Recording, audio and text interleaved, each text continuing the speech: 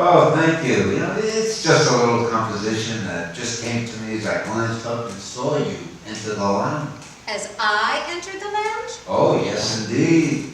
As a composer, sometimes musical themes can be spinning around in my head for days. But for some strange reason, my fingers found the perfect melody the minute you stepped up and I saw you.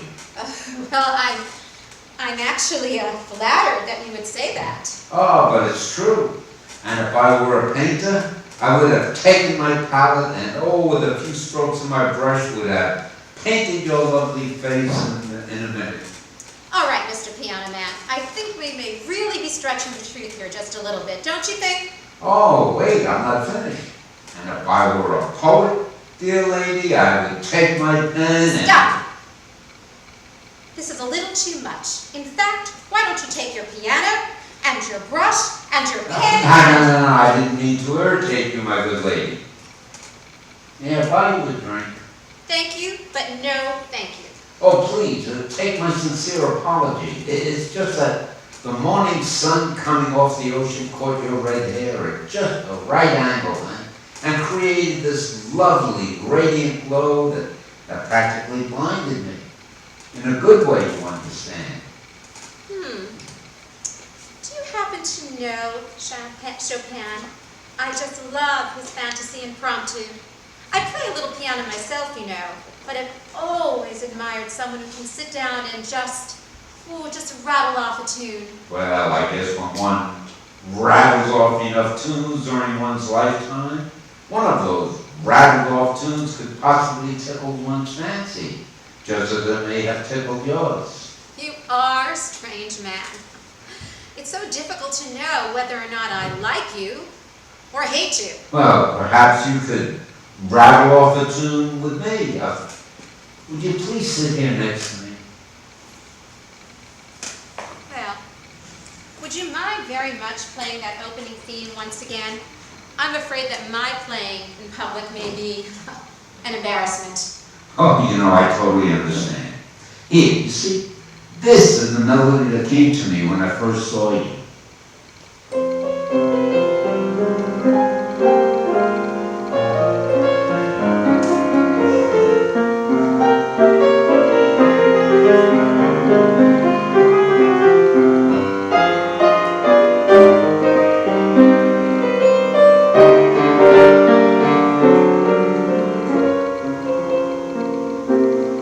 And then I expanded on the theme like this.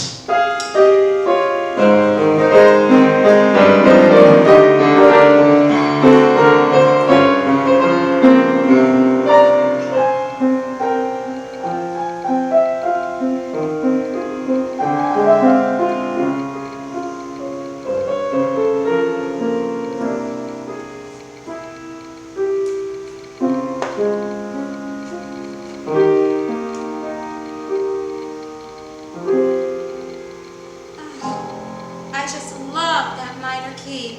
It expresses such heartfelt sadness, yet the beautiful melody expresses hope and joy at the same time.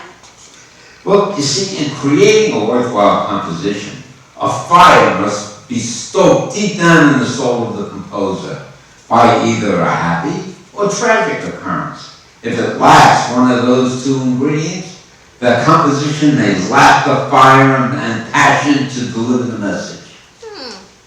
The melody that you just played for me, did I stoke a feeling of happiness or tragedy deep down in your soul? Am I smiling? What do you think? It almost sounds like I've heard that melody before.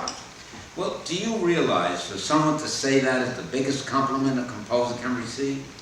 Of course, and if he's unknowingly a plagiarist. Oh, no, I didn't mean to intimate any such nefarious underhandedness on your part. By the way, do you play here often? Well, only on Sunday afternoon for brunch. Oh, how unfortunate. I could listen to you for hours. Oh, thank you. But you see, my job here is merely to impress the incoming hotel patrons, such as yourself. And by having a pianist noodle away while sitting at a white grand piano in a white tuxedo, Sets us apart from Motel 6s and Holiday Inns. Sounds to me like an extremely thankless, lonely and boring way to make a living. Well, it can be compared to being fed to the lions. Then you must actually hate what you're doing? You know, I do hate doing what I'm doing. Well, that is unless a thing of beauty such as yourself passes by now and then. You know, you would think that in this glorious setting, at the world-renowned Breakers Hotel in Palm Beach, overlooking the pristine blue Atlantic Ocean, that all worldly negative thoughts would vanish into thin air. Well, in the simplest terms, you could say that. I could listen to you for hours. Oh, you, my good lady, at least acknowledge that I actually do exist, as opposed to what most other people see and hear, merely a digital replica of a man in a white tuxedo, playing a white digital baby grand piano, overlooking this pristine blue Atlantic Ocean. Are you almost finished playing for brunch, Mr. Pianoman? It's almost 2 p.m. I see you're married. I see you're not. Well, I'm sorry. I'm not allowed to fraternize with the hotel clientele. If I've given you the impression that I have special feelings for you, I must apologize. Oh, no. But you do sound extremely lonely and bored, with a slight touch of heartache on it. You're quite attractive, you know. Well, the truth is, I'm here at the hotel with my husband, Bradley. Does your husband know that some men may find it very difficult not to stare at your lovely, plunging neckline? The truth is, he's much too busy to notice. Well, do you often preface your sentences with "the truth is," as though there are times you don't tell the truth? Do you make it a habit of making patients feel welcome here? Because I feel like I'm lying here in some sort of petri dish. Oh, please forgive me. You see, I've actually honed my investigative skills at my part-time job at Walmart in the customer service department. That explains a great deal. But to make it through the dullness of my day, I imagine myself as head of interrogations for the CIA. At times I have a habit of overanalyzing things. I do hope waterboarding isn't one of your specialties. I like your sense of humor. Where's your head? I've been granted a stay of execution, you could say. You see, I've been allowed the great privilege of accompanying him to this convention of unconventional of lawyers, right here at the hotel, as long as I keep out of his way. He's at meetings most of the day. Tell me something. Is brunch time over, Mr. Pianoman? Should this lonely and bored pianist take that as an invitation? People are watching. Our talking here may be possibly misconstrued as fraternizing with the clientele, couldn't it, Mr. Pianoman? Oh, yeah. Look, perhaps we can meet somewhere. Splendid. May I ask your name? Tyler. My name is Tyler Evans. I'm David. David Rogers. Would you mind meeting me at Chuck and Harold's Cafe? A short walk across the way on Royal Poinciana. Let's say in about 30 minutes or so. Splendid.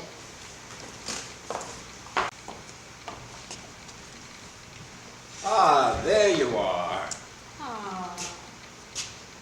Well, could I have possibly stoked a fire deep down within your soul so soon, David? You know, I do feel attracted to you, Tyler.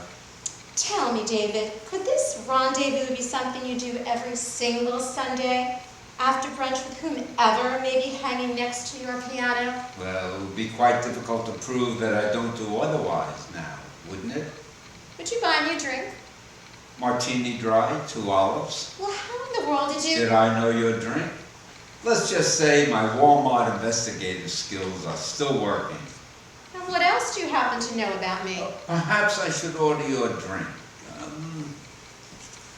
For the lady, a martini dry with 2 onions.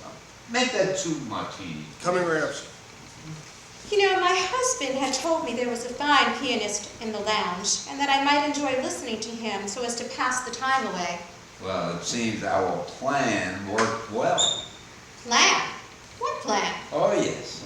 You see, your husband Bradley and I have talked quite a bit in the last 9 months regarding your interesting career. Of course, I see. So Bradley must have told you about my high-end escort service in Manhattan. But rest assured, I will tell you that it has all been above board and quite legal. Well, it's really not quite that simple. For it seems you've been a busy little girl for the past 5 years. Excuse me?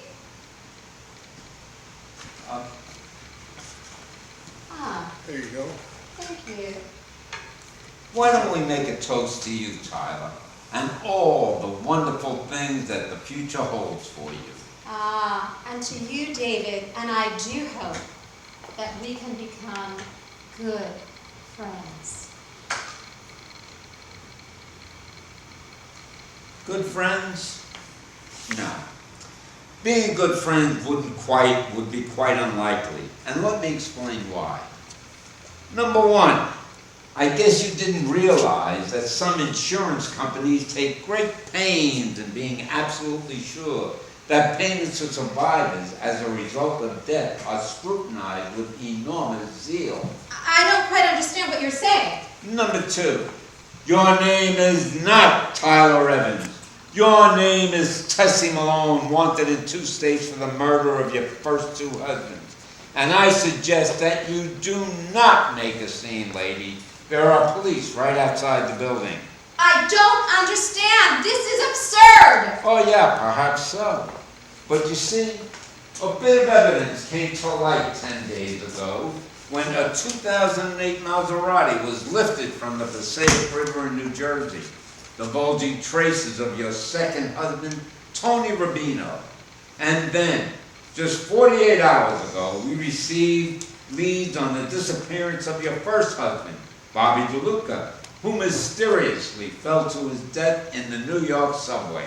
This has got to be some incredible mistake. Oh, you better take a good slug of that martini, lady. I just met with your last boyfriend, Marty Delgado, who's on vacation in San Quentin. He just made a deal with the authorities for his release after spilling the beans. Spilling beans? I don't even know any Marty Delgado. That's it. My husband is trying to frame me. That's it. I will kill that bastard. Well, wasn't that your plan anyway, Tessie, my dear? Apparently, your friend Marty Delgado spilled everything about your long-term business plan of murdering your husband, after which you would change your identity. And now, Marty has been released and cleared of a drug charge, and you're left holding the proverbial bag. That's absolutely insane! Well, yes, you may have a good case for an insanity plea. David, listen to me. We can go out the back entrance, and we can make a getaway. And David, we can start a life together. I have all the money that we would ever need. And you, David, you could compose some beautiful, sad melodies. Just for me, David. Just for me. May I see those 2 beautiful piano hands you have, Tessie, my dear? Look, David, I have wonderful piano fingers just like you, don't I? Look. Cuff 'em, Polly. No, David! Okay, boys, this here fish is ready to fry.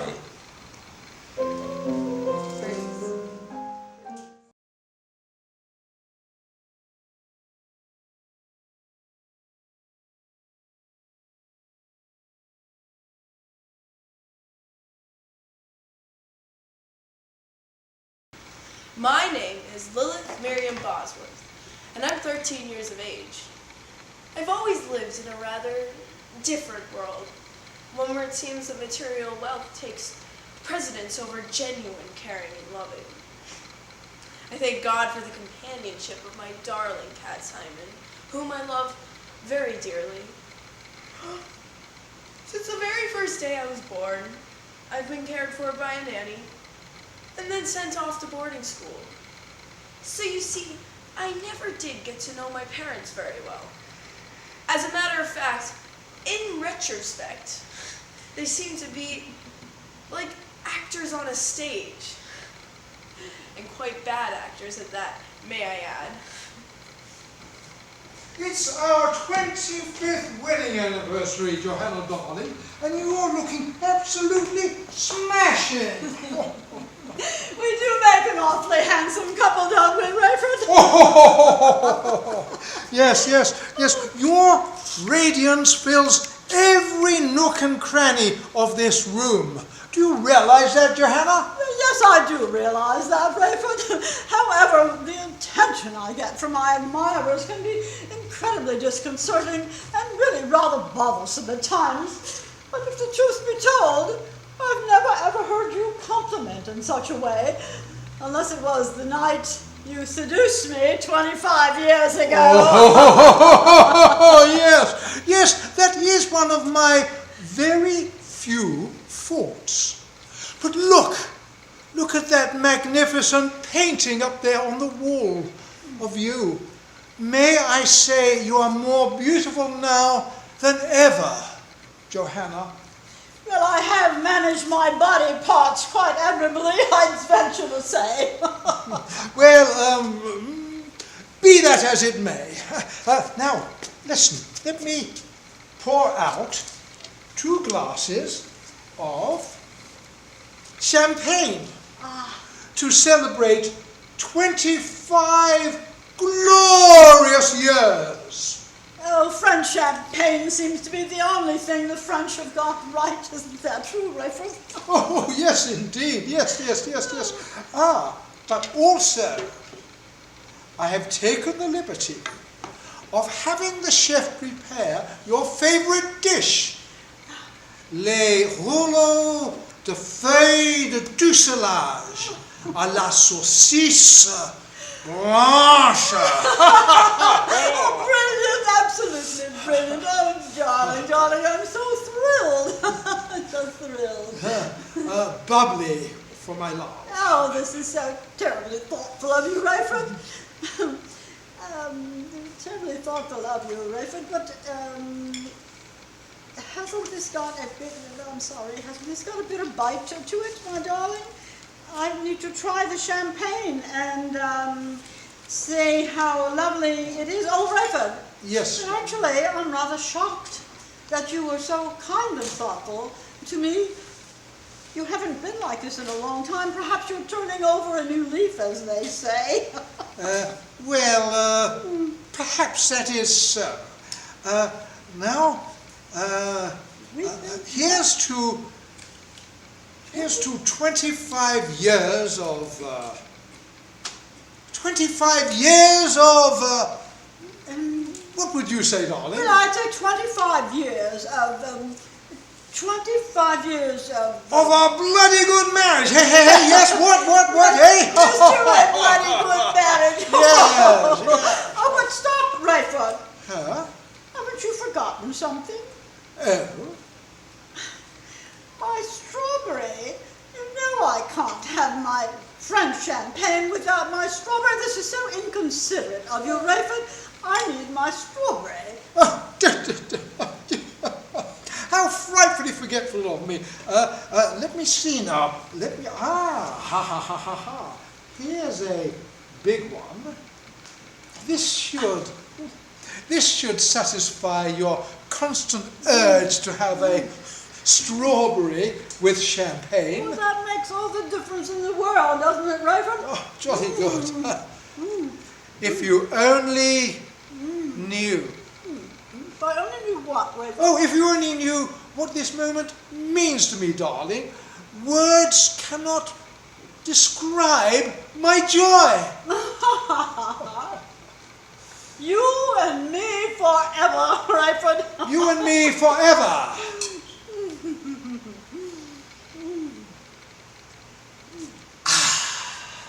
Isn't it amazing what happiness can be brought by the simple squeezing of a tiny grape? Yes, but doesn't it have a bitter bite to it, Rayford? Oh, I don't know. No, I don't think so. Johanna, my love. Yes, my sweet. This may come as a shock to you, and perhaps may not seem appropriate on this wonderful, glorious evening, but are you cognizant of the fact that you never compliment me, ever? What in the world are you trying to say, Rayford? Darling, I believe I've just said it. Oh, said what?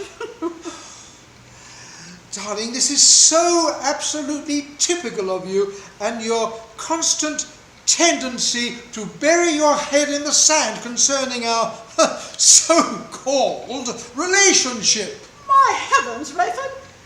Are you referring, after 25 years, are you referring to our marriage as a so-called relationship? Well, yes, I am afraid what with my increase in business commitments, I've tended to spend less time thinking about us. Us? What about Lilith, our daughter? You hardly notice or even recognize her when she walks into the room. Oh, I think you mean well, Rayford, but really you shut us out when you become so involved in your blasted work. Well, yes, but I think my actions are partly due to your lack of feeling towards me. I have been thinking things over the past few days, and I have completely concluded that you don't love me. I don't love you? There, you see? You said it yourself. Oh, that is just ridiculous. After 25 years, glorious years, and you are questioning my devotion to you? Say you love me. Johanna? Oh, Reverend, don't be idiotic. Oh, you see, you can't say it, can you? You're being positively ridiculous. Let's face it.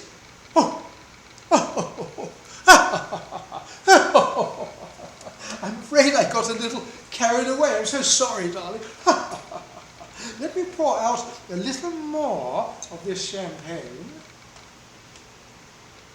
And perhaps another strawberry, I never know. I didn't mean to spoil this wonderful occasion. Rayford, Yes, darling? as long as we're having this lovely little tete-a-tete, perhaps I should tell you that I am perfectly aware that your loyal private secretary, Rachel, has been doing more than scribbling away on a memo pad in your office all these years. Johanna, darling, Yes, Rayford. I suppose you are aware that I am well aware that Alonso, our gardener, has been doing more than manicure the lawn and plough the orchard all these years. Touché! So you see, to father and mother, life was a game of deceit.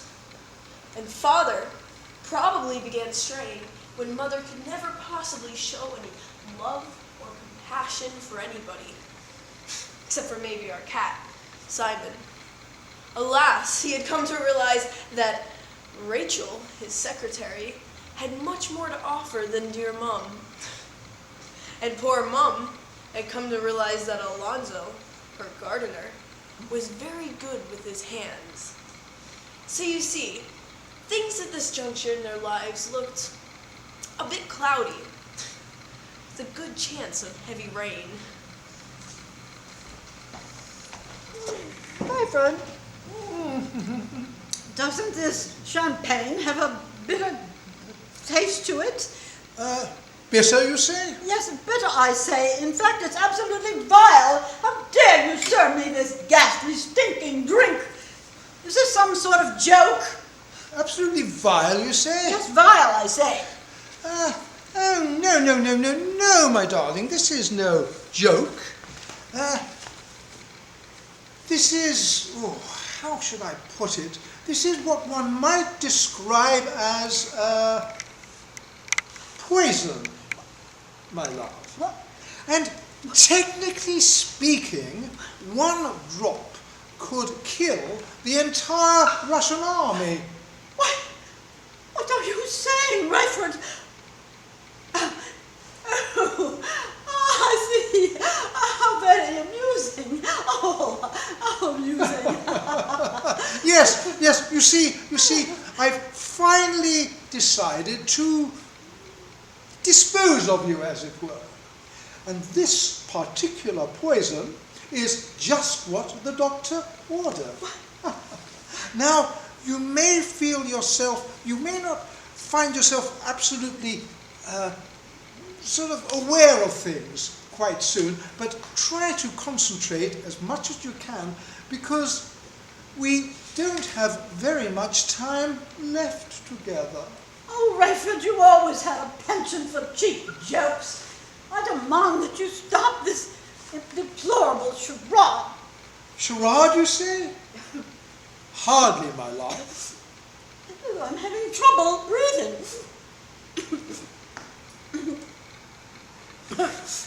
Jolly good. It's so gratifying to know that the website called deadtowrite.com was correct in teaching me the art and science of poison and its effect on humans. Isn't it, Johanna? My beauty! No, you ruthless, dog-faced maggot! You'll never get away with this. I hate you now, and I've always hated you. Flattery will get you nowhere. And I hate to tell you this, but I don't give a single bloody rat's bottom what you think. My head is spinning. You'll pay for this, Bradford Johnson Bosworth. Oh, no, not at all. The Dead to Right website made it clear to me that an autopsy would reveal only a massive heart attack, even though you lack that precious organ yourself. Say my name with gusto, Johanna. With feeling, Johanna.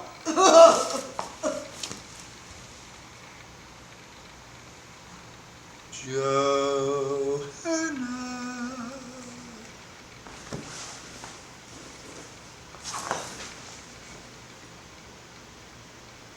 Sweet dreams, my sweet.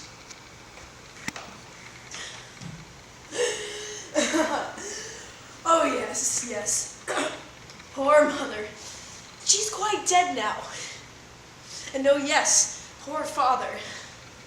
Unfortunately, the deadtowrite.com website people were dead wrong about the poison in the strawberry being undetectable. And much to his surprise, father is now in prison, serving a life sentence of hard labor. Pick and shovel and all that, you know. And our cat. Well, I should actually say my cat. Simon and I now live happily and so peacefully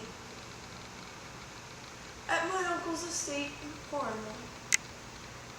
And for the life of me, I can't think of anything in the whole wide world more important than the love Simon and I have for each other.